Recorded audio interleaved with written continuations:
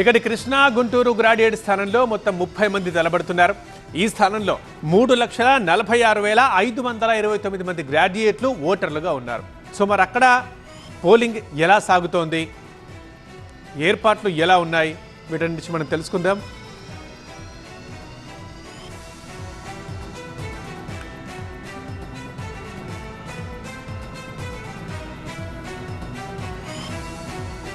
ఇక కృష్ణా గుంటూరుకు సంబంధించి కంప్లీట్ డీటెయిల్స్ మా సీనియర్ కరెస్పాండెంట్ నాగరాజు లైవ్లో రిపోర్ట్ చేస్తారు. నాగరాజు, ప్రస్తుతం మీరు ఎక్కడున్నారు, ఎలా జరుగుతుంది పోలింగ్, ఏర్పాట్లు ఎలా ఉన్నాయి? అంటే గుంటూరు జిల్లాలోని గుంటూరులో ఉన్న పాలిటెక్నిక్ కాలేజీలో ఉన్నాం. ఇక్కడ మొత్తం 8 పోలింగ్ బూత్లు అయితే ఉన్నాయి. అత్యధికంగా ఓటర్లు ఉన్నా కూడా, అంటే గుంటూరు జిల్లా మొత్తం మీద అత్యధికంగా ఓటర్లు ఉన్నా కూడా ఈ పోలింగ్ బూత్లోనే ఉన్నారు. 6,000 మంది ఓటర్లు ఉన్నారు. ప్రస్తుతం మనం ఏదైతే పోలింగ్ స్టేషన్ 226 వద్ద ఉన్నాం, ఇక్కడ గ్రాడ్యుయేట్లంతా కూడా తమ ఓటు హక్కును వినియోగించుకునేందుకు ప్రస్తుతం ఏ విధంగా బారులు తీరి ఉన్నారో కనిపిస్తుంది.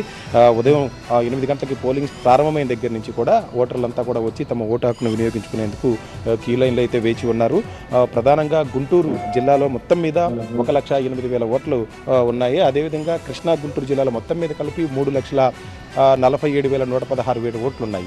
అయితే ఈ పోలింగ్ స్టేషన్లోనే అభ్యర్థులు కృష్ణా గుంటూరు జిల్లా గ్రాడ్యుయేట్ ఎమ్మెల్సీ అభ్యర్థులుగా ప్రధానంగా పోటీ చేస్తున్న కూటమి అభ్యర్థి ఆలపాటి రాజా కావచ్చు, పీడీఎఫ్ అభ్యర్థి లక్ష్మణరావు కావచ్చు, వాళ్ళిద్దరికీ కూడా ఇక్కడే ఓట్లు ఉన్నాయి. కాబట్టి ఉదయాన్నే 8 గంటలకే పోలింగ్ ప్రారంభం కావడంతోనే అభ్యర్థులు ఇద్దరు కూడా వచ్చి ఇక్కడ ఓటు హక్కు వినియోగించుకొని మిగతా నియోజకవర్గాల్లో ఓటింగ్ సరళ పర్యవేక్షించేందుకు కూడా వెళ్ళారు.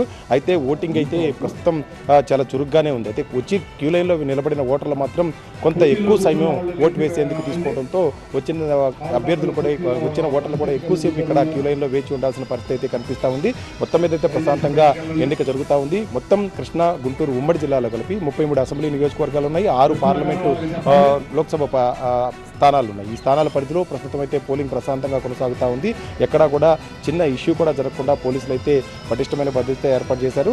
పోలింగ్ కేంద్రాల వద్ద 200 మీటర్ల వరకు కూడా ఎవరిని అనుమతించలేదు. దీంట్లో ఉదయం నుంచి వచ్చిన ఓటర్లంతా కూడా ఓటు హక్కు వినియోగించుకుంటున్న పరిస్థితి అయితే కనిపిస్తూ ఉంది. రైట్.